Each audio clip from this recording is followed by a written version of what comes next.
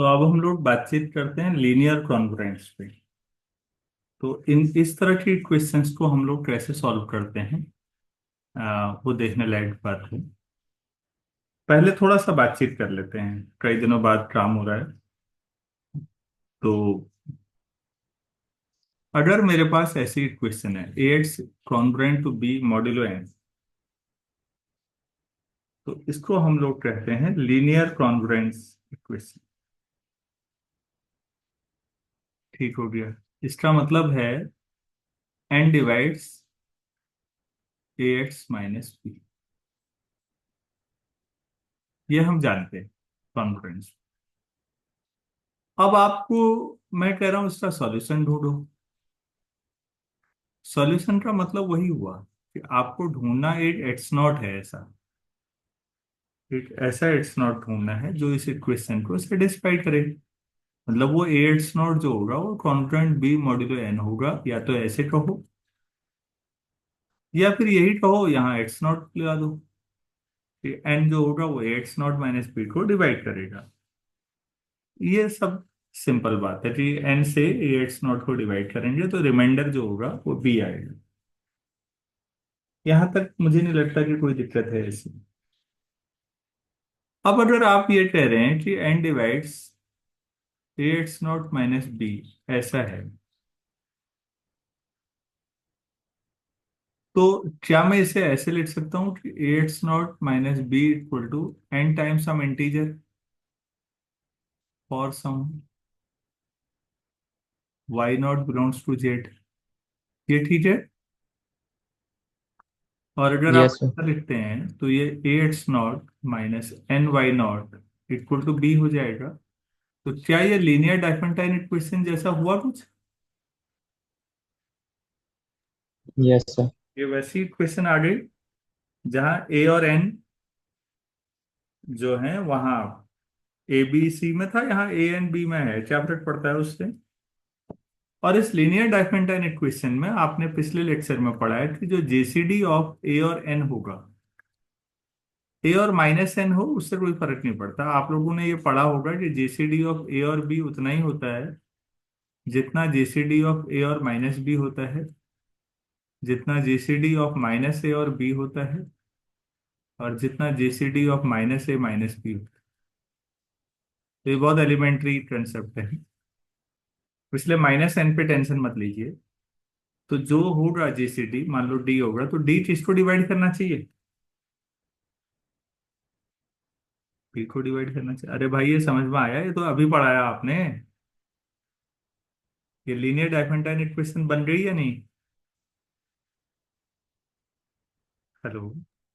हाँ सर। तो फिर आपको इतना ही करना है, तो इसी आधार पर एक हम थ्योरम बन जाएगी अब। ठीक, अब आप डायरेक्टली सोचो तो इस लीनियर कॉन्ग्रुएंस का सॉल्यूशन कब मिलेगा? जब ए और एन का जीसीडी बी को डिवाइड करेगा। ये कंसेप्ट कहां से आया? लीनियर डाइफेंटाइन इक्वेशन से आया। यहां तक बात सबको क्लियर है? यस। हम्म। तो मैंने बेसिकली लीनियर डाइफेंटाइन इक्वेशन को, सॉरी लीनियर कॉन्ग्रुएंस वाली जो इक्वेशन थी, इसीलिए लीनियर डाइफेंटाइन को मैंने यहां तक रोका था, पीछे नहीं पढ़ाया था, ताकि लीनियर कॉन्ग्रुएंस के साथ ही लीनियर डाइफेंटाइन इक्वेशन भी हो जाए सॉल्व। ठीक है, तो अब हम लोग अगले पेज में जाते हैं और एक स्टेटमेंट लिखते हैं थ्योरम का। इसको समझ लीजिए पहले क्या लिखा हुआ है। The linear congruence a x congruent to B modulo n has a solution if and only d divides b, जहां डी जो होगा वो ए और एन का जीसीडी। और दूसरी बात ये कही थी, अगर डी बी को डिवाइड करता है तो इसके पास डी म्यूचुअली इनकॉन्ग्रुएंट सॉल्यूशन मिलेंगे मॉड्यूलो एन पर। पहली वाली लाइन और दूसरी वाली लाइन दो अलग अलग चीजें हैं। पहले पहली वाली लाइन को समझते हैं, तो पिछले पेज पे जाना पड़ेगा। आप पिछले पेज से बातचीत कर लीजिए। ये एक्स तो हमने ए कॉन्ग्रुएंट टू बी था, और उसका सॉल्यूशन का मतलब एक्स की जो कोई पर्टिकुलर वैल्यू एक्स नॉट आ जाए, हमने ये कहा था आपसे। और अगर पर्टिकुलर एक्स नॉट आ जाता है तो फिर सॉल्यूशन ये हो गया। और अगर ये सॉल्यूशन है तो हम इस वाले को छोड़ दीजिए, ये इस पे जाइए। तो इसका मतलब n divides a x naught minus b. तो इसका मतलब a x naught minus b जो होगा वो एन टाइम्स सम इंटीजर होगा, मान लो वाई नॉट लिख लिया। इसको आप ऐसे लिख सकते हो, A x naught minus N Y naught equal to B. तो ये लीनियर डाइफेंटाइन इक्वेशन बन गई एक्स नॉट वाई नॉट में।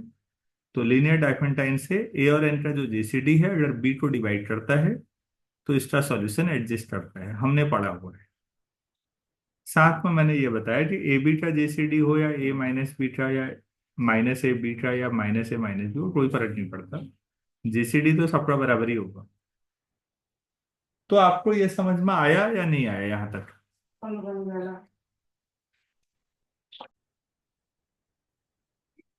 दीपक, यहाँ तक कोई डाउट है? ये समझ नो में सर। आया? Yes sir. हाँ, बाद में जुड़ने की वजह से मैंने दोबारा समझा दिया कि लीनियर कॉन्ग्रुएंस भी बेसिकली लीनियर डाइफेंटाइन पर ही डिपेंडेंट है। तो पहला पार्ट का सॉल्यूशन आप लोग खुद लिख लेंगे अब, अगर एग्जाम में आता है तो। Yes sir. तो पहले पार्ट का जो प्रूफ होगा, प्रूफ खुद लिख के ग्रुप में डालिएगा, भेजिएगा मुझे भी कि आप कैसे उसको सॉल्व कर रहे हैं। और उसके जो सॉल्यूशन होंगे वो इस तरह से मिलेंगे, एक्स नॉट प्लस, मैं आपको सॉल्यूशन बता दूं, n upon d into t, और वाई या y prime y naught plus a upon d into t. ये मिलेगा, यहाँ प्लस ही मिलेगा वाई में क्योंकि वो बीच में माइनस साइन आया था, फॉर सम टी। तो टी इंटीजर होगा। ठीक है, ये पार्ट तो कोई दिक्कत नहीं है, सेकंड पार्ट समझाना मेन है। इनकॉन्ग्रुएंट और कॉन्ग्रुएंट होना क्या है इसको समझिएगा। अगर मैं कह रहा हूं A congruent to B modulo N है, तो हम लोग इसको जानते हैं, इसका मतलब एन से डिवाइड करके जितना रिमाइंडर ए देगा उतना ही रिमाइंडर बी भी देगा। ये लाइन समझते हैं आप लोग? Yes sir. A congruent B का मतलब एन से डिवाइड करोगे, पहली बात तो ये सोचो, एन से डिवाइड करोगे तो रिमाइंडर क्या क्या आएगा? जीरो आ सकता है, वन आ सकता है, टू आ सकता है, थ्री आ सकता है, और लास्ट में एन माइनस वन तक आएंगे। तो कुछ नंबर होंगे जो जीरो रिमाइंडर देंगे एन से डिवाइड करके। जितने भी नंबर जीरो रिमाइंडर देते हैं एन से डिवाइड करके, जैसे फाइव से, अगर मॉड्यूलो फाइव करें तो फाइव से डिवाइड करके, बच्चों ये बताओ जीरो रिमाइंडर कौन कौन देंगे? जो फाइव के मल्टीपल होंगे सारे, तो वो सब यस। आपस में कॉन्ग्रुएंट है। कॉन्ग्रुएंट होने का मतलब हम उन्हें अलग अलग नहीं समझ रहे हैं। जिस तरह से अलजेब्रा में आप आइसोमॉर्फिक जैसा या होमोमॉर्फिज्म में शब्द समझते हैं कि अलजेब्रा के हिसाब से ये दोनों एक ही हैं, इसी तरह नंबर थ्योरी में अगर आप कॉन्ग्रुएंट कह रहे हैं तो वो एक ही हैं। आम आदमी के लिए 5, 10, 15, 20 अलग अलग नंबर हैं, लेकिन एक नंबर थ्योरी वाले के लिए मॉड्यूलो 5 पर ये सब एक ही हैं क्योंकि ये सब रिमाइंडर जीरो देते हैं। क्या मैं समझा पाया? Yes sir. अब इनमें यस सर। एक एक जोड़ो, 6, 11, 16 एंड सो ऑन। बच्चों ये सब आपस में कॉन्ग्रुएंट हैं मॉड्यूलो 5 पर, क्योंकि ये सब 5 से डिवाइड करके रिमाइंडर वन देंगे। तो एक नंबर थ्योरी के एक्सपर्ट के लिए इन अंकों में कोई अंतर नहीं है, क्योंकि मॉड्यूलो 5 पर ये सब वन देंगे रिमाइंडर। मॉड्यूलो 5 होगा तो रिमाइंडर जो आएंगे वो 0, 1, 2, 3, 4 आएंगे। तो दुनिया के सारे नेचुरल नंबर इन्हीं चार कैटेगरी, पांच कैटेगरी में बढ़ जाएंगे। समझ में आया या नहीं आया? Yes sir. इन्हीं पांच मॉड्यूलो 5 पर, और सिर्फ मॉड्यूलो 10 होता तो सारे सर जीरो नेचुरल से नंबर नाइन पे 10 कैटेगरी बढ़ में बढ़ जाते हैं। जाते। तो मॉड्यूलो एन है तो, सर एन कैटेगरी में बढ़ता है। हाँ, अब यहां पर समझो, जो मैंने ऊपर लिखा है राइट हैंड पे, फिर दोबारा देखो, क्या 5 और 6 आपस में कॉन्ग्रुएंट हुए? नहीं सर। नहीं हुए। कॉन्ग्रुएंट दो नंबर होते हैं तो दोनों सेम रिमाइंडर देते हैं। ए कॉन्ग्रुएंट बी मॉड्यूलो एन का मतलब ए और बी दोनों के दोनों एन से डिवाइड करके बराबर रिमाइंडर देने चाहिए। तो 6 और 5 आपस में इनकॉन्ग्रुएंट हुए, कॉन्ग्रुएंट नहीं हुए। ये समझ में आया या नहीं? Yes sir. इनकॉन्ग्रुएंट होंगे तो अलग अलग रिमाइंडर देंगे।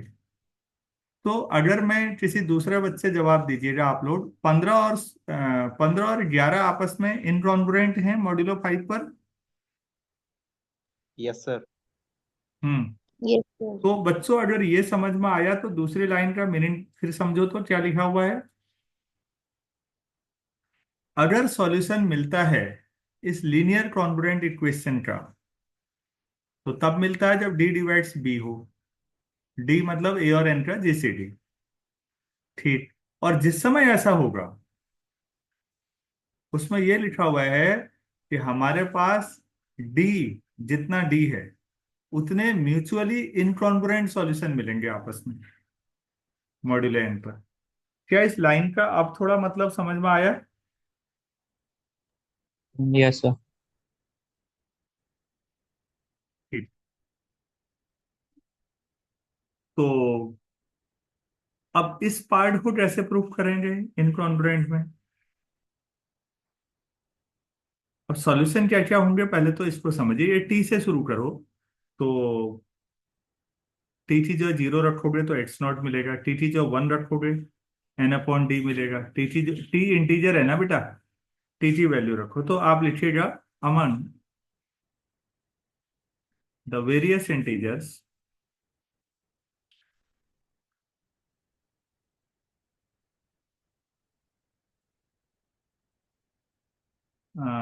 satisfying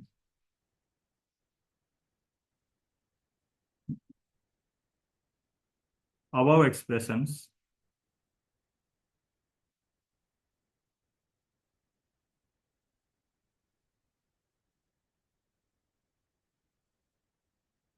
consider। हम टी टी वैल्यू वो सब लेते हैं, those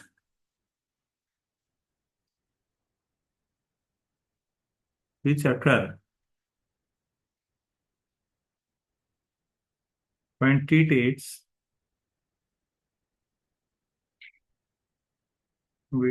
on the successive value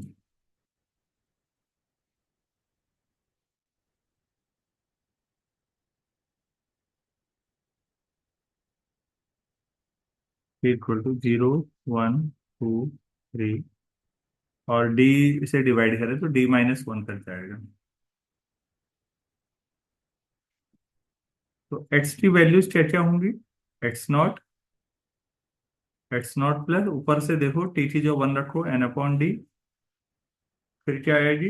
x naught plus 2n upon d, और लास्ट में x naught plus D-1। d-1 into n upon.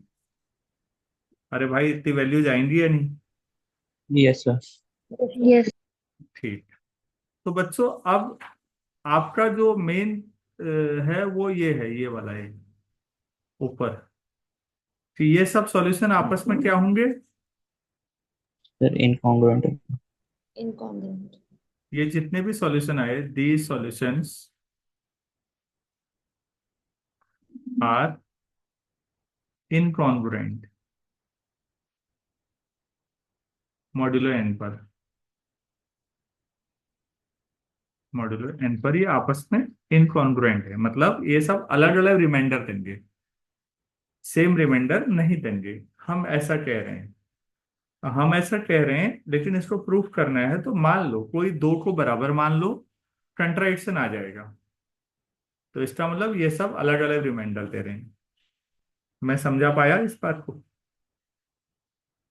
N से डिवाइड करके ये इनमें से हर एक अलग अलग रिमाइंडर देगा। अब आप कहेंगे ये कैसे साबित होगा? तो मान लो कोई दो संख्याएं इनमें से बराबर रिमाइंडर दे रही हैं, तो देखो क्या कंक्लूजन निकलता है। हम इस बात को लेते हैं, let x naught plus n upon d into t one, एक कोई ये है, और ये कॉन्ग्रुएंट है x naught plus n upon d into t two modulo n. मान लीजिए जहां पर T1 T2 जो होंगे वो कहां से कहां तक होंगे, T1 और T2 0 1 0 2 से D D D minus minus one 1 one. तक। एक को बड़ा छोटा मानना पड़ेगा, रियल नंबर है ऐसा ले लो यार। T1 छोटा है T2 से या T1 बड़ा है T2 से, कोई फर्क नहीं पड़ता, दोनों डिफरेंट हैं ये। और ये दोनों ओवरऑल मॉड्यूलो एन पर ऐसा कर दे रहे हैं। तो दोनों साइड से एक्स नॉट घटा सकते हैं। कॉन्ग्रुएंस कॉन्ग्रुएंस की प्रॉपर्टीज तो पढ़ी है ना बेटा, n yes sir. Upon d T2 modulo N.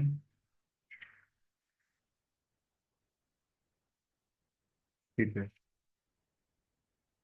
Now ये बताओ GCD of n upon d और एन का जीसीडी कितना आएगा? एन अपॉन डी ही आएगा, छोटा कौन होगा? Yes sir, n upon d. N upon d. तो दोनों साइड कैंसिल किया जा सकता है। Yes sir. A b congruent to a c modulo n याद है, जिसको कैंसिल कर रहे थे उसका और इसका जीसीडी, इसका और जिसका कैंसिल कर रहे थे, ये प्रॉपर्टी थी। सो क्या आ जाएगा? Sir T1 congruent to T2 model. Modulo n upon d. कुछ याद आया ऐसा? अरे इसे डिवाइड करोगे ना, yes sir, congruent to c modulo n upon a. N upon, ऐसा पढ़ा होगा यार। Yes sir. हाँ, क्लास छोड़ने का ये नुकसान है मेरा। तो ये मॉड्यूलो डी आ जाएगा नहीं, एन से एन कैंसिल, डी ऊपर। Yes sir. तो D divides T1 minus T2। अब बच्चों ये जो यहाँ पर लिखा हुआ है राइट में ऊपर जरा ड्रॉ कीजिए, T1 T2 कहाँ से कहाँ तक के नंबर हैं? सर 0 से जीरो डी से माइनस वन। तो दोनों ही D से छोटे हैं, तो D से दो नंबर हैं जो दोनों D से छोटे हैं और उनका डिफरेंस को भी D डिवाइड कर रहा है। क्या ये पॉसिबल है? नहीं सर, सर जब T1 माइनस T2 0 होता है। हाँ, it is possible only when T1 और T2 क्या हो बराबर, क्योंकि वो जीरो हो तभी डिवाइड कर सकता है। अब और T1 T2 बराबर हो गए तो हो गया, फिर खेल खत्म। आप क्या ले रहे थे, ये अलग अलग ले रहे थे ना, दो number yes sir. Modulo n पर इनकॉन्ग्रुएंट लेने की कोशिश की थी आपने। तो क्लेम क्या था? अरे एक पेज और आगे आ गया हम। सॉल्यूशन आपस में डिफरेंट रिमाइंडर देंगे। अगर आप सेम रिमाइंडर की कोशिश करें तो ये आपस में सारे सॉल्यूशन इनकॉन्ग्रुएंट हैं। क्लियर हुआ? Yes sir. रिपीट कर रहा हूँ, सारे लोग ध्यान से समझिए। जितने भी ये सॉल्यूशन मिलेंगे डी जितना होगा, जीसीडी ऑफ ए और एन, उतने इनकॉन्ग्रुएंट सॉल्यूशन मिलेंगे आपको। मतलब वो सॉल्यूशन एन से डिवाइड करके अलग अलग रिमाइंडर देंगे। अगर आप कोई भी दो को बराबर लाने की कोशिश करेंगे तो कंट्राडिक्शन आ रहा है, ये देखिएगा, ये ऐसा हो जा रहा है। तो उम्मीद है आपको पूरा समझ में आ गया होगा ये। Yes sir. Yes sir. तो फिर अब इस पर सवाल कराए जाएं, थोड़ा सा मैं कुछ चीजें सिखाना चाहूंगा आपको।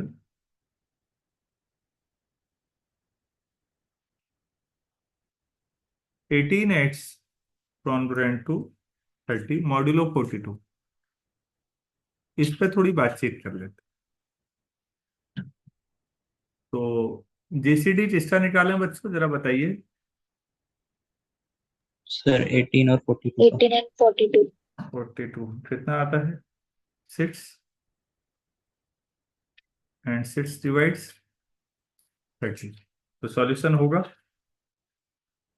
Yes sir. कितने सॉल्यूशन मिलेंगे?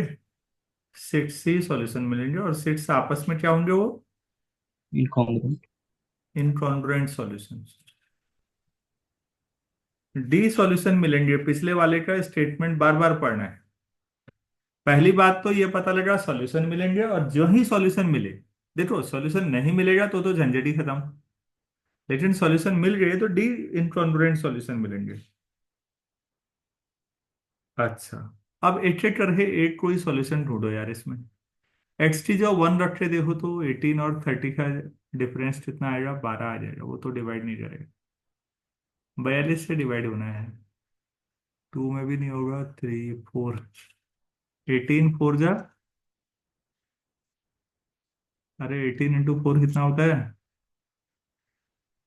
72। तो 4 सेटिस्फाई कर रहा है इस इक्वेशन को?